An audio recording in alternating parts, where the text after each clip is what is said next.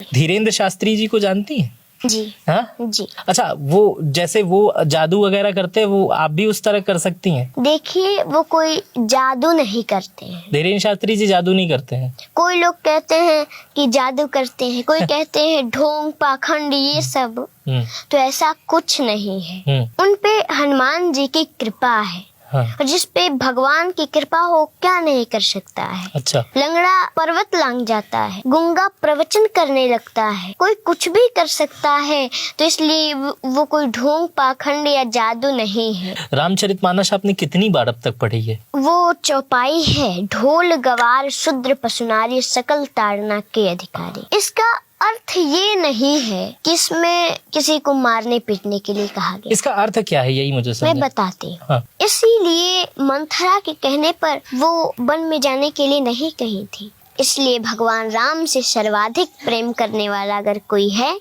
तो माता कैकेयी। आज मेरे साथ दुनिया की सबसे छोटी कथावाचक है, जिनकी उम्र महज 8 वर्ष है और ये 4 वर्ष की उम्र से कथावाचन का कार्य कर रही है। बीते दिनों इन्हें प्रधानमंत्री बाल पुरस्कार दिया गया है, जो राष्ट्रपति के द्वारा दिया गया है। आज ये इतनी मशहूर हो चुकी हैं कि दूर दूर से लोग इनकी कथा सुनने आ रहे हैं। हम लोग भी काफी दूर से आए हैं और इनकी कथा में काफी लोग सुनते हैं और इनसे प्रेरित होते हैं और अपने कार्य पे लग जाते हैं। उम्र भले ही छोटी है लेकिन ज्ञान बहुत बड़ा है। मेरा नाम मित्र प्रकाश है, आप मीडिया लैंड मेरे साथ देख रहे हैं और यहाँ पर हमारे साथ अनुष्का जी हैं। ये अनुष्का जी, अनुष्का कह सकता हूँ आपको? हाँ, देवी जी, बहन, इस क्या कहते हैं लोग आपको प्यार से? पूजनीय अनुष्का पाठक जी। हाँ, अनुष्का पाठक जी। इतनी कम उम्र में इतनी प्रतिभा आपको देखकर खुद लगता है कि आपके, पहले ये बताइए आपकी कोई दोस्त है? देखिए, हमारे मित्र, हाँ। माता पिता, सब कुछ, भाई बहन तो सब भगवान ही है। हाँ। जी। स्कूल जाती हैं? जी। हाँ। तो 4th में पढ़ते हैं। 4th में पढ़ती हैं? 8 साल की उम्र में 4th में पढ़ती हैं। तो स्कूल में कोई मित्र वगैरह बना? स्कूल में मित्र तो नहीं है। नहीं है। कोई बनने की कोशिश नहीं करता है या बनाती नहीं है आप? नहीं, हमारे मित्र तो हमारे भगवान हैं। हाँ। ये कहाँ से ये प्रेरणा आई इतनी छोटी उम्र में? ये पिज्जा खाने की उम्र है, कॉलेज स्कूल जाने की, बैग टांग के। इस उम्र में बच्चे जो, जब मैं आपकी उम्र का था तो स्कूल नहीं जाता था, तो आपके अंदर ये प्रतिभा कहाँ से आई अनुष्का जी? हमारे पिताजी, हमारे घर से थोड़ी दूरी पर एक रामकोला शहर है, वहीं पर कथा कह रहे थे। तो हमारे बाबा जी कथा सुनने जा रहे थे। हम बोले हम भी चलते हैं कथा सुनने। गए और पीछे से ही हम कथा सुन के और घर चले गए। और जो भी हम कथा सुने थे सब हमको याद हो गया। अच्छा। हम अपने बड़े पिताजी को जो भी सुने थे सब बताए और बोले हमको भी कथा करना है। वो बोले कथा कोई आसान चीज नहीं है जो तुम कह लोगी, तुम नहीं कह पाओगी, लेकिन हमने कहा नहीं, हमें कहना है। तो फिर अगले दिन गए और जितना सुने थे सब बैठकर कह दिए। तभी से हम कथा कहना शुरू कर दी। अच्छा, ये कितनी देर आप सुनी थी वो कथा? वो हाँ, कितने 15-20 मिनट। और वो 15-20 मिनट आपने दोबारा जाके 15-20 मिनट कहा, क्या उससे देर कहा? जितना सुनी थी उतना बताई। जितना सुनी थी उतना बता दिया। उसके बाद से ये पढ़ाई लिखाई आपकी ये कहाँ से होती है, जो आप भागवत करती हैं? जी। हाँ, तो वो पढ़ाई लिखाई कहाँ से होती है? देखिए, अभी तो हम किसी गुरुकुल वगैरह में पढ़ने नहीं गए हैं। हाँ। भगवान की कृपा से हम कथा कहते हैं। कौन सिखाता है आपको? यही तो मैं जानना चाह रहा हूँ, मैं भी सीख लूँ उनसे, इतनी कम उम्र में इतना ज्ञान। घर पे रहते हैं तो वैसे ही पुस्तक लेकर पढ़ते हैं और भगवान की कृपा से ही सब कुछ हो रहा है। अच्छा, आप अपनी उम्र के बच्चों से कभी मुलाकात करती हैं तो आप उनमें और अलग लोगों में डिफरेंस देखती हैं? ये जो अलग डिफरेंस होता है, वो बच्चे स्कूल से आके मम्मी खाना दे दो, चॉकलेट दे दो, मोमोज, पिज़्ज़ा, आप इस तरह के कितना सभ्य साधारण इस तरह से ये जो एटिकेट्स हैं, एटीट्यूड्स है, ये कैसे आ रहा है? ये कोई सिखाता है आपको? मम्मी पापा कौन सिखाता है? देखिए, कोई ये नहीं कहता है कि तुम कथा करो। हाँ। हमारे पिताजी या हमारे घर के लोग ये नहीं कहते हैं तुम कथा करो ही। हाँ। वो तो कहते हैं जो तुम्हें अच्छा लगे वो करो। हाँ। लेकिन हमें कथा में बहुत ही मन है, हाँ। इसलिए हम कथा कर रहे हैं। पिछले 4 सालों से आप कथा कर रही हैं, 4 साल की उम्र से आप कथा कर रही हैं। अब तक कितनी कथा कर चुकी हैं आप? हम 4 साल से कथा नहीं कह रहे हैं। हाँ, हाँ, जब हम 4 वर्ष के थे तब से कह रहे हैं। हाँ। अभी 3 वर्ष हुए। अच्छा, 7 वर्ष की हो गई हैं, 3 वर्ष से कथा कह रही हैं। नहीं, हाँ। हम तो इस समय 8 वर्ष के हैं। तो 4 दूनी 8 हो गया ना? हाँ। वही तो मैं पूछ रहा हूँ, 4 वर्ष की उम्र से। लेकिन 4 वर्ष की उम्र से तो थोड़ा बहुत कहते थे। कितनी कथा हो गई होगी इनकी? हमको लग रहा है 24-26 कथा आपके पिताजी बता रहे हैं। 24-26 कथा आपने कर ली, और पब्लिक उसमें आती है, उसमें आपसे लोग आशीर्वाद लेने आते होंगे, पूछने आते होंगे, बातचीत करते होंगे। हाँ? जी। हाँ? ये देखकर कैसा लगता है अन्य बच्चों के हिसाब से? मैं इसलिए ये बच्चों के, मुझे बच्चे भी बहुत देखते हैं, तो बच्चे जो देखते हैं वो देखें। एक इससे पहले मैंने एक आप ही के उम्र के एक छोटे महंत जी हैं, उनका मैंने इंटरव्यू किया था, तो वो भी इसी तरह की बातें कर रहे थे। तो ये मैं जानना चाहता हूँ, ये प्रेरणा चॉकलेट की उम्र में भगवत की प्रेरणा मिल कहाँ से रही है? अब ये तो सब भगवान की कृपा है। ये भगवान की कृपा कह के आप सवालों का जवाब नहीं दे रही हैं ताकि और बच्चे सीख न सकें, ऐसा है क्या? ऐसा है कुछ? नहीं, ऐसा कुछ नहीं है। अच्छा, ऐसा कुछ नहीं है। आप मतलब बताना नहीं चाह रहे? क्योंकि भगवान जो चाहते हैं वही सब कुछ होता है। हाँ। और भगवान चाहते हैं कि हम उनकी कथा के द्वारा लोगों का सेवा करें। अच्छा। लोगों को उस कथा को सुन के अच्छा मार्गदर्शन मिले। अच्छा, मैंने आपकी एक वीडियो देखी है, उसमें आप ये बता रही हैं कि कैकेयी जो है वो राम की सबसे अच्छी माँ थी, लेकिन पूरी दुनिया जो है वो कैकेयी को राम की अच्छी माँ नहीं मानती है। ये क्या प्रसंग है, ये मुझे बताएंगे क्या इसके बारे में? जी। हाँ। रामचरितमानस में, पूरे रामचरितमानस में, हाँ। या पूरे दुनिया में राम से सर्वाधिक प्रेम करने वाला कौन है? तब देखिए, जो राम से प्रेम नहीं करते, जो राम का नहीं, वो तो किसी काम का नहीं। हाँ। सब राम से प्रेम करते हैं। लेकिन सर्वाधिक प्रेम माता कैकेयी श्री राम से करती है।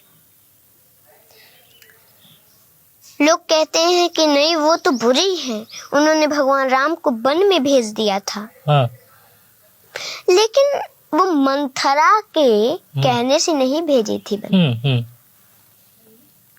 वो तो भगवान राम ने ही उनसे कहा था, वचन लिया था। क्योंकि सभी माताएं अपने पुत्र को प्रेम से भोजन कराती हैं, खीर खिलाती हैं, दूध भात खिलाती हैं। ऐसे ही एक दिन माता कैकेयी भगवान श्री राम को खीर खिला रही थी। हाँ। भगवान श्री राम 1 ग्रास खाए, 2 ग्रास खाए, 3 ग्रास खाए, चौथे में हाथ पकड़ ली। माँ, आप तो हमेशा मैं देखता हूँ मुझे खीर भोजन ही कराती रह जाती हैं। कभी ये आपने पूछा है कि राम तुम्हें कुछ चाहिए? माता कैकेयी ने कहा कि राम, अगर तुम्हें कुछ चाहिए तो बोलो ना।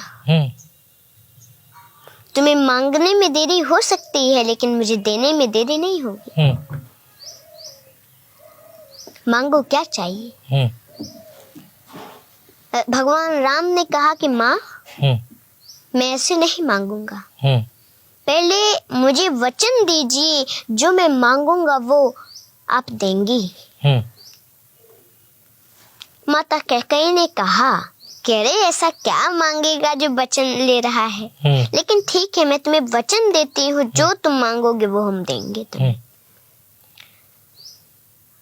भगवान राम ने कहा, माँ जो मैं मांगने जा रहा हूँ, अगर वो आपने मुझे दे दिया, कोई भी संसार में अपनी बेटी का नाम कैकेयी नहीं रखेगा। माता कैकेयी ने कहा कि कोई अपनी बेटी का नाम कैकेयी न रखे, इससे मुझे क्या लेना देना, बस मेरा राम प्रसन्न रहे, यही मुझे चाहिए। मांग बेटा, क्या चाहिए तुम्हें? राम जी ने कहा कि माँ, जो मैं मांगने जा रहा हूँ, अगर वो आपने मुझे दे दिया तो संसार में आपका अपजस होगा। माता कैकेयी ने कहा, वो जस मुझे नहीं चाहिए जिससे मेरा पुत्र राम प्रसन्न न रहे, और वो अपजस मुझे मंजूर है, जिस अपजस से मेरा राम प्रसन्न रहे। मांगो, क्या चाहिए? भगवान राम की आंखों में आंसू आ गए।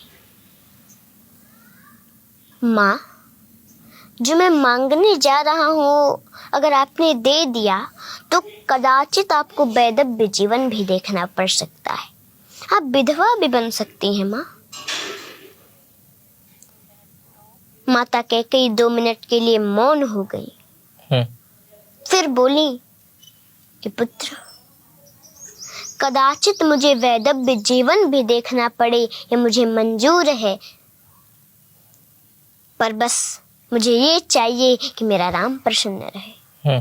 मांगो, क्या चाहिए तुम्हें?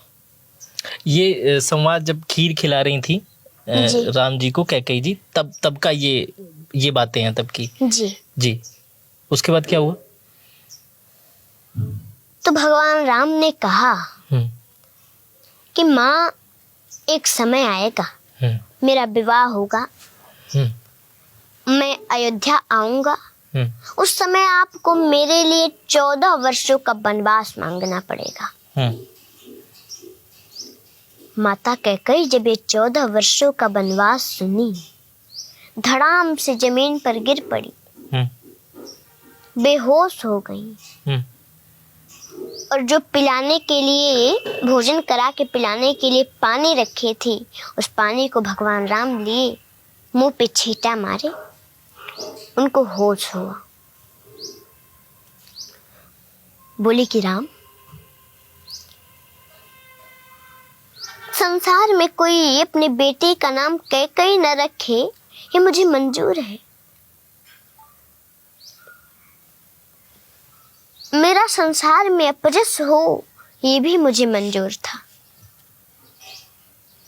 मुझे कदाचित वैधव्य जीवन भी देखना पड़े, ये भी मुझे मंजूर है राम, लेकिन मेरा राम मुझसे 14 वर्ष दूर रहे, तुम्हें 14 वर्षों का वनवास मुझे कदाचित मंजूर नहीं है राम।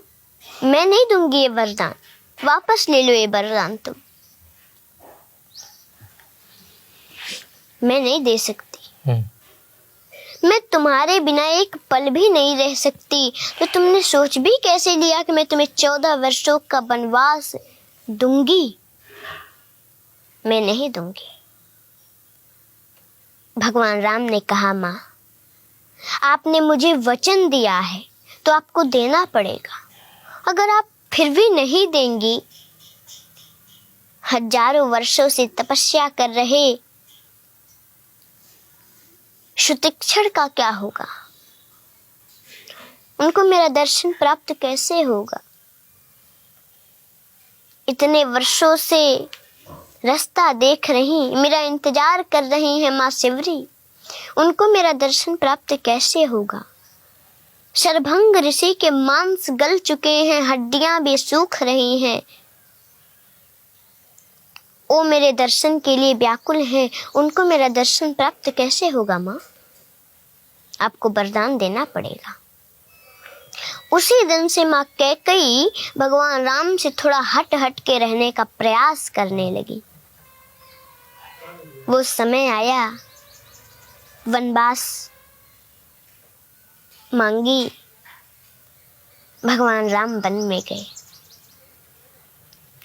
इसीलिए मंथरा के कहने पर वो वन में जाने के लिए नहीं कही थी।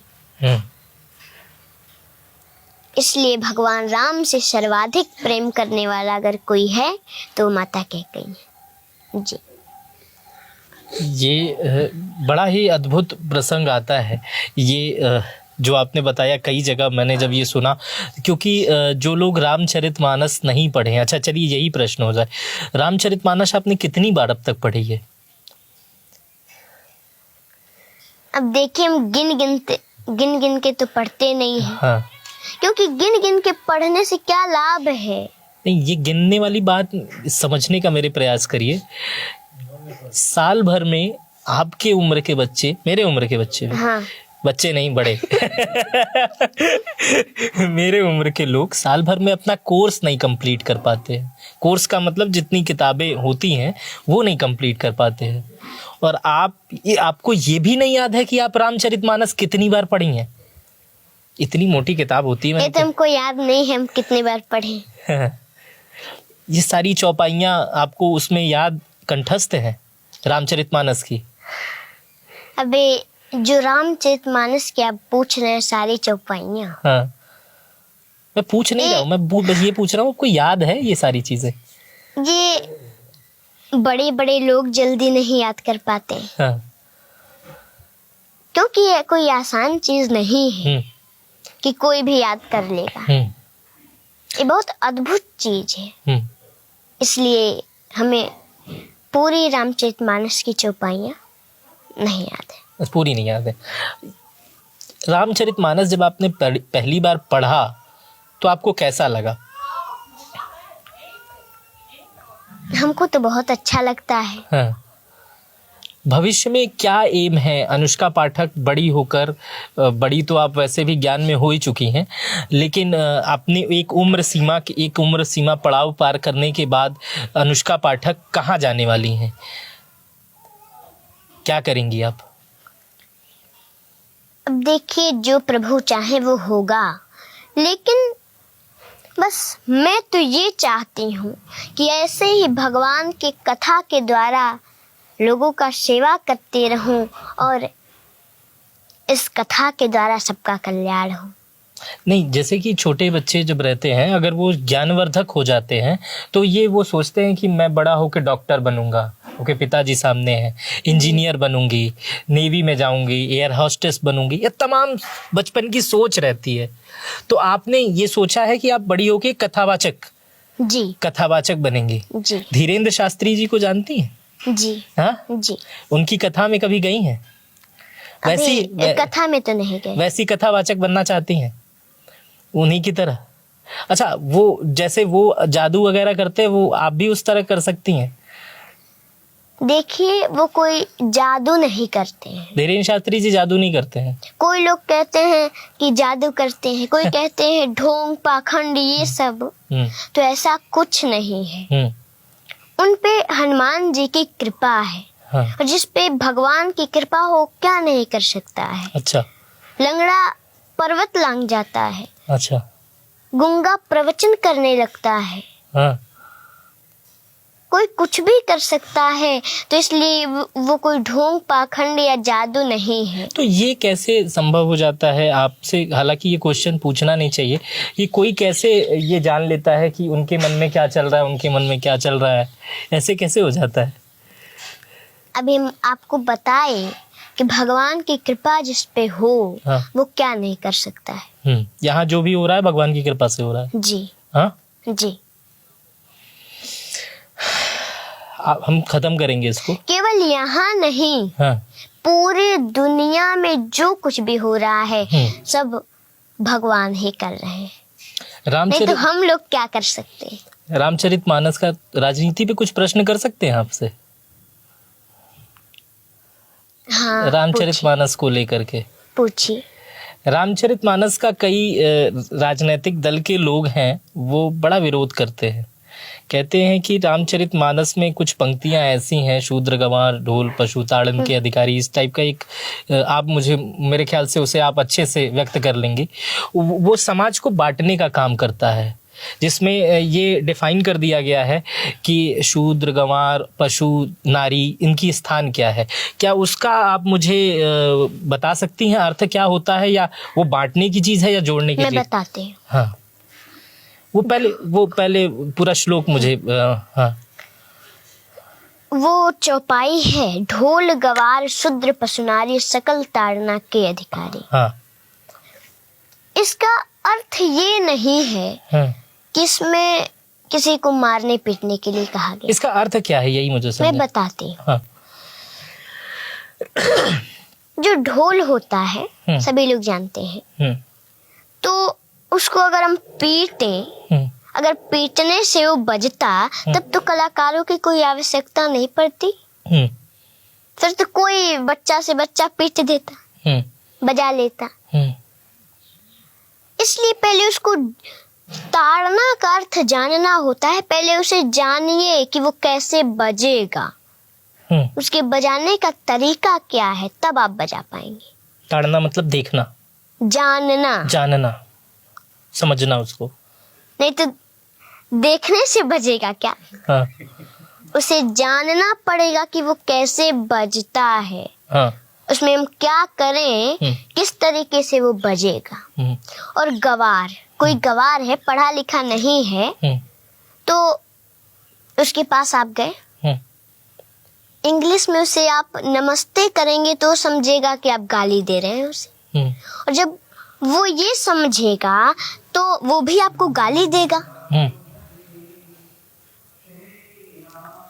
वो तो जानता नहीं कि आप उसे नमस्ते कर रहे हैं, क्योंकि वो पढ़ा लिखा है नहीं, वो इंग्लिश जानता नहीं। इसलिए पहले उसे जानना पड़ेगा कि हम किस तरह से उसे समझाएं, वो किस तरह से समझेगा, उसे जानना पड़ेगा। और शूद्र, जैसे शरीर के, जैसे एक चारपाई है, उसके 4 पहिए हैं। चारपाई।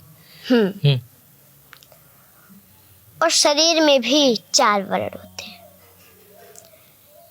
जैसे ये जो सिर है हमारा, वो है ब्राह्मण। और ये जो हमारा हाथ है, ये है क्षत्रिय। हमारा जो पेट है, ये है वैश्य। और जो हमारा पैर है, वो है शूद्र। तो ऐसा नहीं है कि शूद्र को मारने पीटने के लिए कहा गया है। कोई भी आता है घर में, तो सिर को तो छू के कहता नहीं कि मैं सिर को प्रणाम करता हूँ, हाथ को छू कर तो कहता नहीं मैं प्रणाम करता हूँ। वो तो पैर को छूता है और कहता है मैं प्रणाम करता हूँ, पैर को प्रणाम करता है। इसलिए उसको भी जानना पड़ेगा।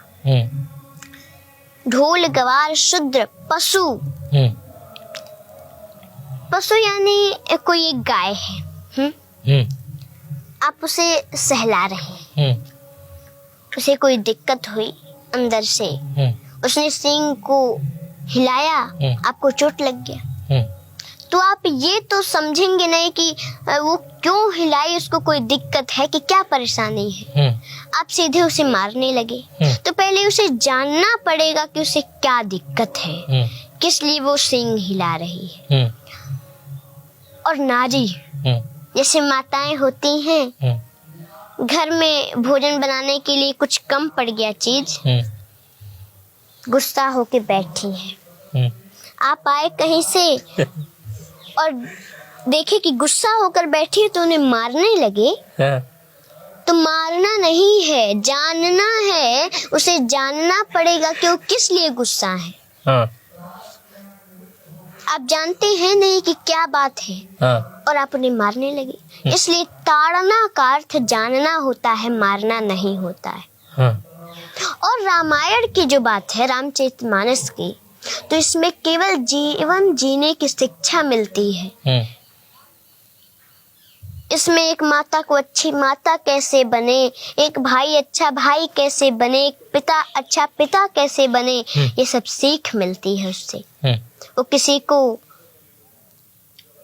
लड़ाता नहीं है, वो किसी को बांटता नहीं है, वो तो सबको जोड़ने का काम करता है। इसलिए मैं सभी लोगों से निवेदन भी करूंगी कि घर घर में लोग रामचरितमानस को पढ़ें। अब आप एक बात समझ लीजिए, केवल रामचरितमानस जी को एक बार प्रणाम करने से बहुत बड़ा फल मिलता है, तो पढ़ने से क्या होगा आप ही सोच लीजिए। इसलिए सभी लोग घर घर में रामचरितमानस को पढ़ें, क्योंकि उसमें जीवन जीने की शिक्षा मिलती है। और रामचरितमानस किसी को बांटने का काम नहीं, जोड़ने का काम करता है। और बिना उसको पढ़े, बिना समझे कोई इस पे गलत टिप्पणी न करे। एक कोई रामचरितमानस की जो आपकी सबसे फेवरेट पंक्ति हो, उसको सुना के खत्म कर दीजिए। भगवान राम का विवाह हुआ, वो अयोध्या आए, कुछ दिन बीता, उन्हें पता चला उनका राज्याभिषेक होने वाला है, लेकिन वो प्रसन्न नहीं हुए।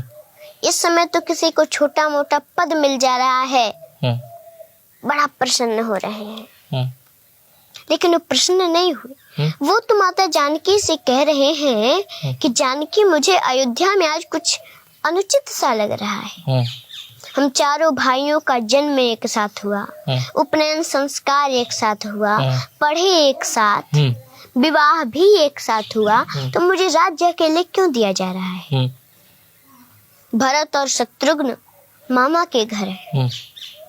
फिर अगले दिन पता चला कि नहीं 14 वर्षों का वनवास मिल गया। उस समय वो दुखी भी नहीं हुई। प्रसन्नता ज्ञानगताभिषेकतस् तथा न ममले वनवास दुःखतः मुखं भुजश्री रघुनंदनस्य मे सदस्तु सा मंजुल मंगल प्रदा। इसलिए हर परिस्थिति में एक समान रहना चाहिए।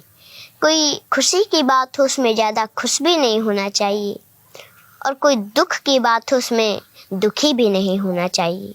हर परिस्थिति में एक समान रहना चाहिए, तो कल्याण हो जाएगा। हमारे साथ आज कथावाचक, सबसे छोटी उम्र की कथावाचक अनुष्का पाठक थी। हालांकि भागवत कहती हैं, रामचरितमानस का ये पाठ करती हैं, लोगों को सुनाती हैं, लाखों करोड़ों इनके दर्शक हैं।